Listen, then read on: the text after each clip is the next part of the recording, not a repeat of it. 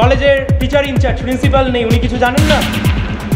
আমরা ওই স্ক্রিনেও দেখাচ্ছি, আমরা এই স্ক্রিনেও দেখাচ্ছি, আমরা চেষ্টা করছি যতটা ভালোভাবে আপনাদেরকে দেখানো যায়। আপনাদেরকে এই ভিডিও আমরা দিয়ে দেবো কি চলছে। এটা একজন মহিলাকে কি দেখানো হচ্ছে ইউনিয়ন রুমের মধ্যে। আপনারাও গতকাল কিছু খুঁজে পেয়েছেন ভিডিও, সোনারপুর কলেজে কি রয়েছে কি না রয়েছে।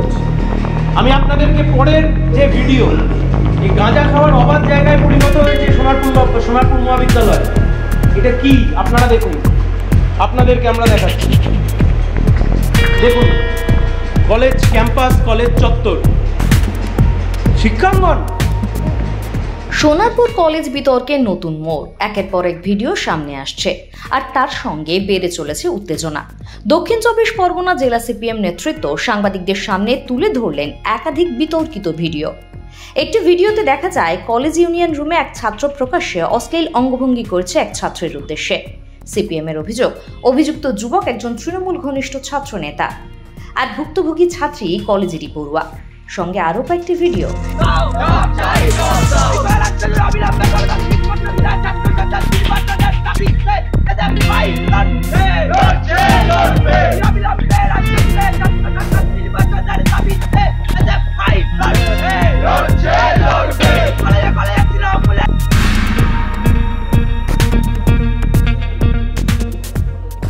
যেখানে দেখা যাচ্ছে কলেজ চত্বরে প্রকাশ্যে গাঁজা সেবন করছেন কিছু পড়ুয়া। তৃণমূল ঘনিষ্ঠ এলাকার নেতাদের কলেজ ইউনিয়ন রুমে বসে থাকতে দেখা যাচ্ছে। এসবই তুলে ধরা হয়েছে সাংবাদিকদের সামনে। সিপিএম এর অভিযোগ, কলেজের পরিবেশ শিক্ষার নয়, বরং এখন তা রাজনৈতিক আশ্রয়ে বেহাল। আর এর পেছনে মূল ভূমিকা কলেজ পরিচালন সমিতির সভাপতি এবং এলাকার বিধায়ক লাভলি মৈত্রর। প্রসঙ্গত মাত্র দুদিন আগে ভাইরাল হয়েছিল আরও একটি ভিডিও, যেখানে কলেজ ইউনিয়ন রুমে এক যুব নেতাকে এক ছাত্রী মাথা টিপে দিচ্ছেন। সেই ঘটনার রেশ কাটতে না কাটতেই নতুন ভিডিও নিয়ে ফের চাঞ্চল্য ছড়ালো রাজ্য রাজনীতিতে। এই পরিস্থিতিতে অবশেষে মুখ খুললেন বিধায়ক লাভলি মৈত্র। দেখুন, সাইলেন্ট তো কখনোই আমরা থাকি না।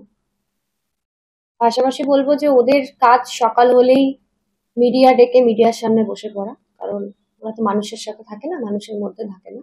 মানুষ ওদের প্রত্যাখ্যান করেছে। আমরা মানুষের মধ্যে থাকি, মানুষকে পরিষেবা দিতে ব্যস্ত থাকি, বিভিন্ন কাজে ব্যস্ত থাকি। এই সাইলেন্ট আমরা কখনোই থাকি না। আর দ্বিতীয় কথা হচ্ছে, তৃণমূল কংগ্রেস আমাদের দল, যারা সব সময় অন্যায়ের বিরুদ্ধে জিরো টলারেন্স নীতিতে বিশ্বাসী। এবং আমাদের মুখ্যমন্ত্রী একমাত্র, সারা ভারতবর্ষে একমাত্র মুখ্যমন্ত্রী যিনি ধর্ষকের বিরুদ্ধে প্রথম রাস্তায় নেমে ফাঁসির দাবি করেছিলেন।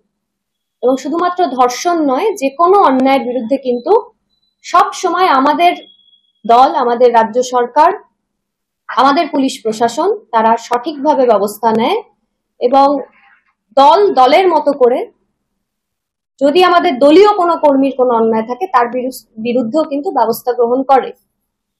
পাশাপাশি যেটা আপনারা বলছেন ভিডিওর কথা, সেটা আমিও মিডিয়ার মাধ্যমে দেখেছি গতকাল। যদিও আমাদের কাছে কোনো রকম কোনো লিখিত বা মৌখিক অভিযোগ আসেনি, আমি আপনাদের মাধ্যমেই দেখতে পেয়েছি। আমি বিষয়টা সম্পর্কে কিছুই জানি না। যদি কোনো অভিযোগ থাকে বা যদি কোনো অন্যায় হয়, ডেফিনেটলি আমি কলেজ কর্তৃপক্ষকে বলবো বিষয়টা দেখার জন্য। এবং যদি কোনো রকম অন্যায় সত্যি হয় কলেজের ভিতরে, এই ঘটনা যদি সত্যি ঘটে থাকে, এটা কাম্য নয়, তার বিরুদ্ধে কলেজ কর্তৃপক্ষকে বলবো, আমাদের দলকে বলবো এবং প্রশাসনকে বলবো কঠোর ব্যবস্থা নিতে। যদিও আবারও আমি বলছি যে তিনি জানালেন, কলেজে যদি কোনো অন্যায় হয়ে থাকে তদন্ত হবেই। বহিরাগতদের প্রবেশ ইতিমধ্যেই নিষিদ্ধ করা হয়েছে।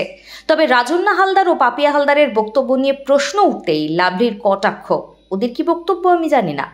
রাজন্নার নিজের অনেক ছবি তো ঘুরছে সোশ্যালে, তার সাফ বার্তা, আমরা মমতা বন্দ্যোপাধ্যায়ের সৈনিক, অন্যায় হলে কখনো মদত দিই না, তদন্তেই সব স্পষ্ট হবে। তবে সত্যি কি তদন্ত হবে নিরপেক্ষভাবে, নাকি আরও কিছু ভিডিওর সামনে আসার অপেক্ষা? সোনারপুর কলেজ বিতর্ক এখন রাজনীতির কেন্দ্রবিন্দু। যেটা ঘটেছে সেটা তো খুব অপ্রীতিকর, কারণ কলেজ প্রেমিসেসের মধ্যে এটা না ঘটাই ভালো। মানে কলেজ প্রেমিসেসে একটা শালীনতা থাকে, সেই শালীনতাটা আমার মনে হয় সর্বক্ষেত্রে বজায় রাখা উচিত। এবার দেখুন, আমি সত্যি জানি না আদপে কী ঘটেছে। আমি যতটুকুই ভিডিও থেকে দেখেছি ততটুকুই আমার, তাই এই সম্পর্কে আলাদা করে কিছু বলার বা এই ভিডিও সম্পর্কে কিছু বলার নেই। আচ্ছা, এই প্রতীকদের বিরুদ্ধেই কি 1.5 বছর আগে কেউ কমপ্লেন করেছিলেন? মানে কোনো থানা কমপ্লেন বা কিছু হয়েছিল কি? পুলিশ স্টেশনে কমপ্লেন কাউন্সিলর করেছিলেন। আচ্ছা আচ্ছা, তা এটা কি তার সঙ্গেই আবার কেন্দ্র করে ঘটনা তো, তার সঙ্গে সংযুক্তির ঘটনা তো কলেজের ভিডিওটা? হ্যাঁ, মানে লোক একই ব্যক্তি। তাহলে তো আমি আর কি উত্তর দেব? তাহলে তো আমার মনে হয় যে যার বিরুদ্ধে এরকম কমপ্লেন জনপ্রতিনিধি করছেন তার বিরুদ্ধে আমি আর কি আলাদা করে উত্তর দিই বলুন? এটা তো খুব খারাপ, অপ্রাসঙ্গিক এবং খুবই অপ্রীতিকর এবং আশা না করার মতো বিষয় যে যার বিরুদ্ধে কমপ্লেন হয় তাকে কিভাবে কলেজের মধ্যে ঢুকতে দিতে পারা যায় বা তাকে কিভাবে পদোন্নতির জায়গায় রাখা হয় আমি সেটা জানি না এবং আমি সেটা মানিও না। আমার বক্তব্য এখানেই বারবার ছিল, আগেও ছিল এবং আজকেও আছে সেখানেই, এবং খুব দুর্ভাগ্য যে আমার বক্তব্যটা বারবার প্রমাণিত হয়ে যাচ্ছে। তো এটা না হওয়াটাই বাঞ্ছনীয় ছিল, তার বিরুদ্ধে যদি অভিযোগ থাকতো তাহলে সেটা না হওয়াটাই বাঞ্ছনীয় ছিল। এনাদেরকে বিধায়কের আশেপাশে দেখতে পাওয়া যায়, পঞ্চায়েতের ভোট লুটে দেখতে পাওয়া যায়, পৌরসভার ভোট লুটে দেখতে পাওয়া যায়, কলেজ ইউনিয়ন রুম। কারা এনারা? আমরা প্রশ্ন রাখছি, এনারা কারা? এই প্রশ্নের উত্তর গভর্নিং বডিকে দিতে হবে। সোনারপুর মহাবিদ্যালয় মাথা হেঁট হয়ে যাচ্ছে সোনারপুরের মানুষের, গোটা জেলার মানুষের। আমাদের জেলার ছেলে মেয়েদের কাছে, জেলার ছাত্রছাত্রীদের কাছে সোনারপুর মহাবিদ্যালয় একটি সম্মানের জায়গা। সোনারপুর মহাবিদ্যালয় অনেক কষ্ট করে তৈরি করা, অনেক আন্দোলনের মধ্যে দিয়ে তৈরি হওয়া একটা শিক্ষাঙ্গন। সেই শিক্ষাক্ষেত্রের মধ্যে এই অরাজকতা, কেউ আমরা কিচ্ছু করব না। আমরা এই প্রেস কনফারেন্সের মধ্যে দিয়ে আজ থেকে 2-3 বছর আগে এই কলেজের গভর্নিং বডির প্রেসিডেন্ট ছিলেন সোনারপুর দক্ষিণের প্রয়াত বিধায়ক জীবন মুখার্জি। তার পরবর্তী সময়তে গভর্নিং বডির প্রেসিডেন্ট হিসেবে অ্যাপয়েন্ট করা হয় বর্তমান বিধায়ক লাভলি মৈত্রকে। তা নিয়ে হাইকোর্টে মামলা হয়। সেই মামলার পরবর্তীতে মানহানির মামলা করেছিলেন বর্তমান বিধায়ক প্রাক্তন বিধায়কের নামে, 15 লক্ষ টাকার মানহানির মামলা। আমরা এই সাংবাদিক সম্মেলনের মাধ্যমে জানতে চাইছি বিধায়কের কাছে, গভর্নিং বডির কাছে, সমগ্র যারা এর পেছনে যুক্ত তাদের কাছে, যে বিধায়কের মান সম্মান হানি হয়েছিল বলে মামলার জন্য তিনি 15 লক্ষ টাকার কম্পেনসেশন চেয়েছিলেন আদালতের মাধ্যমে। কিন্তু যা যা ঘটনা আমরা আপনাদেরকে দেখাচ্ছি, এর ফলে গোটা শিক্ষাঙ্গনের যে মান সম্মান মাথা নিচু হয়ে যাচ্ছে, সোনারপুরের মান সম্মান নিচু হয়ে যাচ্ছে, ছাত্রছাত্রীদের মান সম্মান নিচু হয়ে যাচ্ছে। কে কম্পেনসেট করবে? কে উত্তর দেবে? দেখুন, ভিডিওটাও আমি আপনাদের মাধ্যমেই দেখতে পেলাম।